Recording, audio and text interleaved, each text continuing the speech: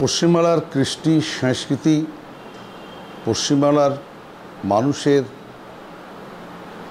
ভালোবাসা, স্নেহ এবং শ্রদ্ধা বাংলাকে, বাংলার যে শ্রীবৃদ্ধি, সব কিছুর মধ্যেই সাংস্কৃতিক শ্রীবৃদ্ধিতে বাংলার একটা স্মরণীয় দেশ, স্মরণীয় রাজ্য হিসেবে সারা ভারতবর্ষের মানুষ তাকে স্বীকার করে।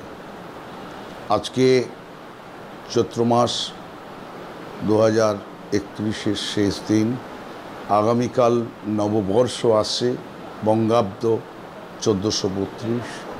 এই বঙ্গাব্দে আমি, যারা আমার কথা শুনছেন, আমি সকলকেই নববর্ষের শুভেচ্ছা দিই, বড়দের নমস্কার জানাই।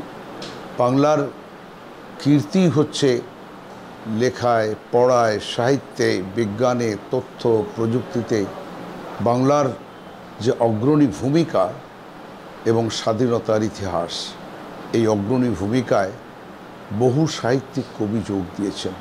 এ প্রসঙ্গে কবিগুরু রবীন্দ্রনাথের কথা আমাকে বারবার বলতে হয়, যিনি বাংলার গর্ব নয়, ভারতের গর্ব এবং গরিমা।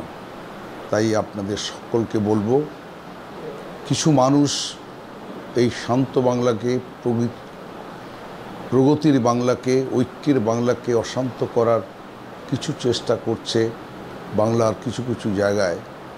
আমি সকলকে বলবো,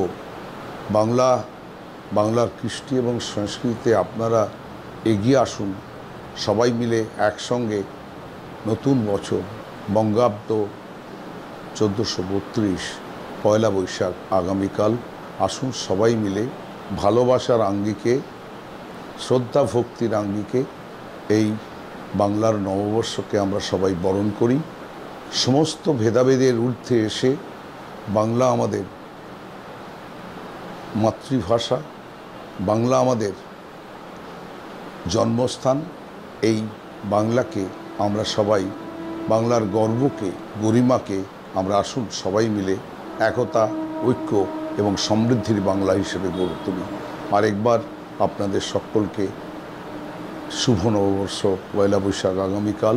সকলকে আমি আমার শ্রদ্ধা, ভালোবাসা, স্নেহ এবং শুভেচ্ছা প্রদান করি।